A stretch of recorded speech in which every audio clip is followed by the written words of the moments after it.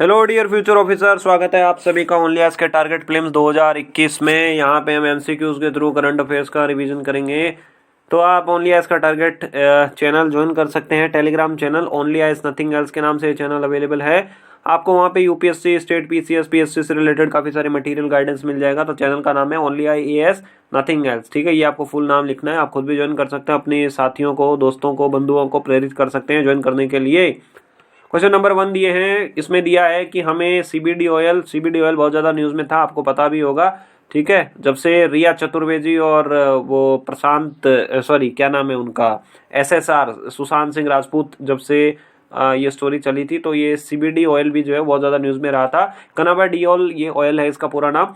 पहला इसमें स्टेटमेंट बोला है कि it is an extract from the cinchona tree bark. मतलब ये सिनकोना जो वृक्ष होता है उसकी छाल से ये प्राप्त होता है। दूसरा इसमें बोला है कि इसके उपयोग से, इसके यूज से दर्द मिट जाता है, एंग्जाइटी मिट जाती है, साइकोटिक सिम्टम्स जो हैं वो मिट जाते हैं, ठीक है। तो देखो पहला क्या चीज़ है, इसमें बोला है कि सिनकोना की छाल से मिलती है, नहीं, सिनकोना की छाल से जो प्राप्त होता है वो होता है कुनेन, ठीक है, जिसको हम क्विनाइन हिंदी में कुनेन बोलते हैं और इंग्लिश में QU वो स्पेलिंग जो होती है वो, ठीक है। पहला अपना स्टेटमेंट गलत हो गया। अब देखो दूसरा बिल्कुल सही है, सीबीडी ऑयल से ये सब चीज़ें होती है, दर्द मिट जाता है, कोई परेशानी नहीं रहती ज़िंदगी में, सब अच्छा ही अच्छा लगता है, एकदम से ज़िंदगी बदल जाती है, जज्बात बदल जाते हैं, सब कुछ। तो ऑप्शन नंबर बी हमारा सही हो गया, स्टेटमेंट नंबर 2 करेक्ट है, ठीक है। अब देखो ये सीबीडी क्या होता है, कैनाबिडियोल जो होता है वो क्या होता है। देखो आपने आम भाषा में सुना होगा, हिंदी में गांजा, भांग ये सब सुना होगा। तो गांजे के लिए क्या होता है कि उसकी जो पत्तियां होती हैं, ठीक है, जो लीव्स होती हैं, उन लीव्स को पाउडर के फॉर्म में जो है वो बनाया जाता है, ठीक है। फिर उससे मेडिसिन प्रिपेयर की जाती है, या आप मेडिसिन उसको ना बोलना चाहिए तो कुछ और भी आप यूज़ कर सकते हैं, ठीक है। तो उसको या तो कोई ट्यूब के रूप में, जैसा जो जेल होता है, जो मूव जेल आता है, या बाकी अदर जो जेल आते हैं आयोडेक्स जैसा आता है, वैसा अपन बना सकते हैं, या फिर उसको कैप्सूल के जैसे भी अपन यूज़ कर सकते हैं। इससे क्या चीज़ें होती हैं, इसको यूज़ करने के बाद या इसको शरीर पे लगाने के बाद दर्द में राहत मिलती है। बाकी एक तरीके से पेन किलर का ये काम करता है, ठीक है। और वैसे कैनबिस की जो बात करें, जो गांजा है या भांग वगैरह है, वो एक तरीके से नशा ही है, ठीक है। तो ये चीज़ है। अब ये न्यूज़ में इसलिए था कि ये कुछ आरोप थे जो सुशांत सिंह राजपूत और जो रिया चक्रवर्ती है, कि उनका ये था कि भाई रिया चक्रवर्ती जो है वो सीबीडी से बनी हुई जो दवाइयाँ हैं, कुछ कैप्सूल्स हैं, वो सुशांत सिंह राजपूत को दिया करती थी, ठीक है। तो यहाँ पे आप हिंदी में देख सकते हो। क्वेश्चन नंबर 2 देखते हैं। अब हमें इसमें करेक्टली मैच करना है। एक साइड में हैंडीक्राफ्ट दिया है हमें, हस्तशिल्प दिया है, दूसरे साइड में हमें दिया है एसोसिएटेड रीजन।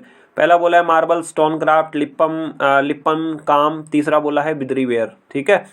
देखो अगर आप तीसरे के बारे में देखोगे ना, बिदारी वेयर या बिदरी जो भी है, तो आपको बेसिक सा आइडिया होगा कि बिदार जो है वो कर्नाटक के अंदर है, ठीक है। बिदार अपने आप में एक डिस्ट्रिक्ट है, BIDAR, ठीक है। तो बिदार में ये मेटल पे वर्क होता है। तो तीसरा हमारा ये तो बिल्कुल सही है, ठीक। अब देखो मार्बल स्टोन क्राफ्ट बिहार में नहीं होता है, ठीक है। तो पहला अपना गलत हो गया, ठीक, पहला अपना गलत है। तो अपना ऑप्शन नंबर ए भी गलत हो गया और ऑप्शन नंबर डी भी गलत हो गया।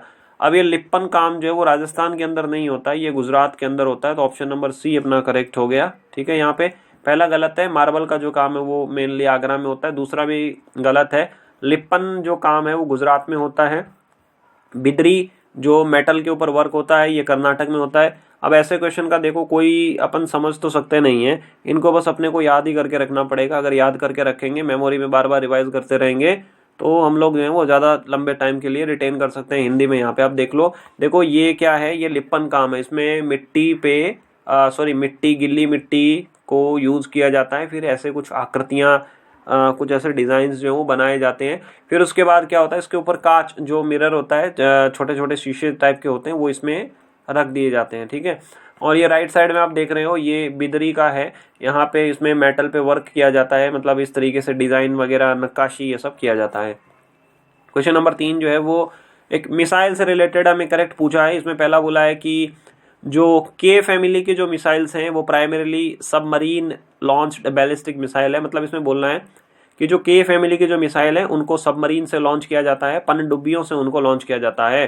दूसरा बोला है कि इस के मिसाइल को डीआरडीओ ने बनाया है। तीसरा बोला है कि हाल ही में सोरिया मिसाइल जो थी वो एक टाइप की के फैमिली का एक मेंबर है और ये एक हाइपरसोनिक मिसाइल है। सरफेस से सरफेस पे ये मार करती है, मतलब जमीन से अगर लॉन्च करेंगे तो जमीन पे ये टारगेट को हिट करेगी। ठीक है, तो ये के फैमिली के बारे में ओवरऑल दिया हुआ है। के फैमिली बहुत ज़्यादा न्यूज़ में कवर भी किया गया था और अगर आप ओनली एस के रेगुलर फॉलोअर हैं तो यहाँ पे भी इसको कवर किया गया था। ठीक है, वैसे इसमें अपन कोई एलिमिनेट नहीं कर सकते हैं, ये के फैमिली से रिलेटेड जो सारी चीज़ें हैं वो हमें याद ही करनी होंगी। ऑप्शन नंबर डी, यहाँ तीनों स्टेटमेंट इसमें करेक्ट है। देखो अब क्या होता है, के फैमिली जो नाम रखा गया है, जैसा कि हम लोग जानते हैं कि डीआरडीओ के डेवलपमेंट के लिए और जो हमारा इंटीग्रेटेड गाइडेंस मिसाइल वाला जो प्रोग्राम था उसमें एक व्यक्ति जिनका बहुत बड़ा योगदान है वो है डॉक्टर अब्दुल कलाम आज़ाद। ठीक है, तो अब्दुल कलाम आज़ाद के नाम पे ही ये जो है वो के फैमिली की मिसाइल्स रखी गई हैं।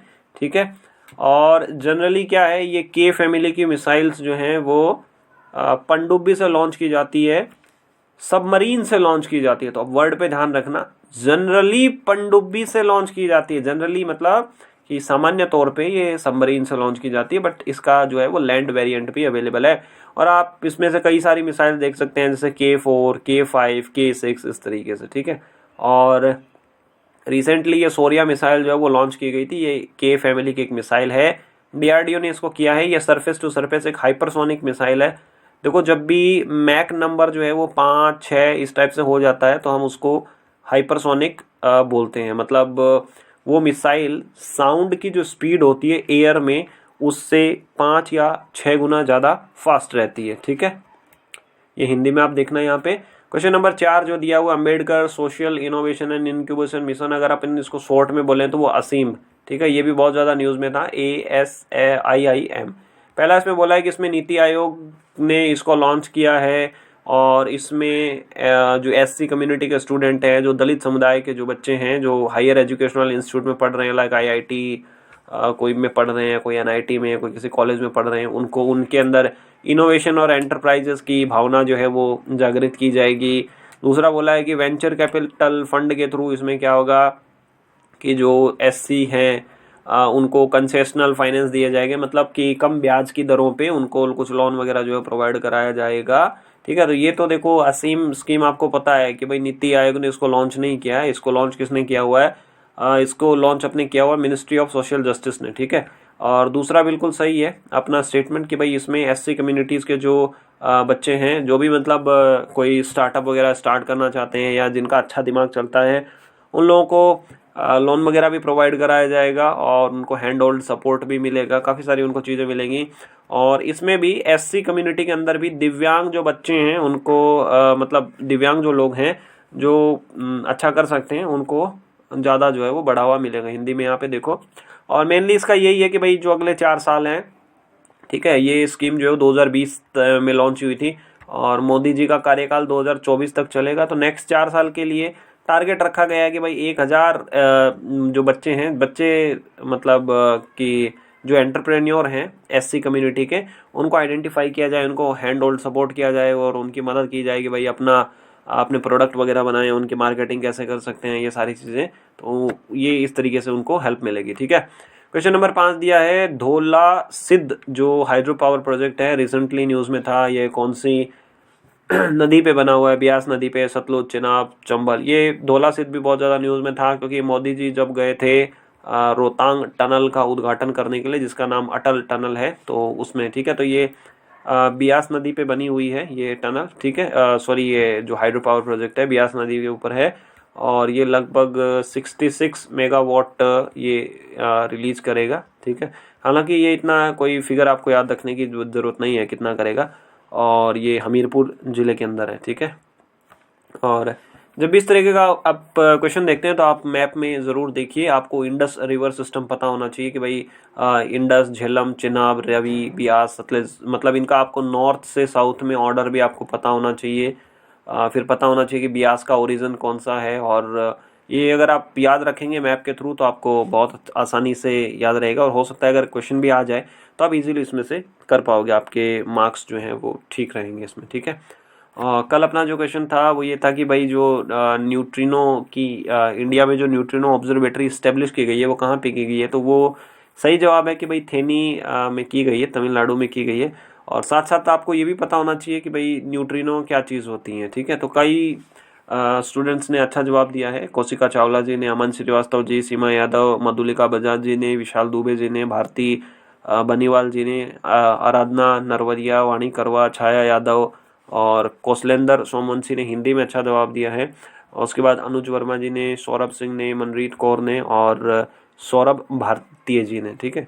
तो आज आपको ये बताना है कि ये तपोवन हाइड्रो पावर प्रोजेक्ट है वो कौन सी नदी के ऊपर बनाया गया है। हाल ही में तपोवन बहुत ज़्यादा न्यूज़ में था क्योंकि उत्तराखंड में लैंडस्लाइड होने की वजह से जो है या हम उसको फ्लैश फ्लड भी बोल सकते हैं, तो वो पहाड़ का एक बर्फ़ का एक हिस्सा जो है वो खिसक गया और काफ़ी सारा उसमें जान माल का नुकसान हुआ। तो आपको तपोवन बताना है कि भाई तपोवन जो है वो कौन सी नदी पे है।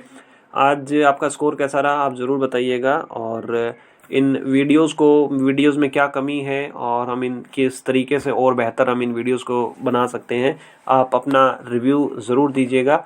साथ ही साथ आप इन वीडियो को बाकी अपने साथियों के साथ भी शेयर कर सकते हैं ताकि ज़्यादा से ज़्यादा विद्यार्थी जो यूपीएससी और बाकी अन्य एग्ज़ाम की तैयारी कर रहे हैं वो इसका फ़ायदा उठा सकें। तो ओनली आइस से जुड़े रहने के लिए आप सभी का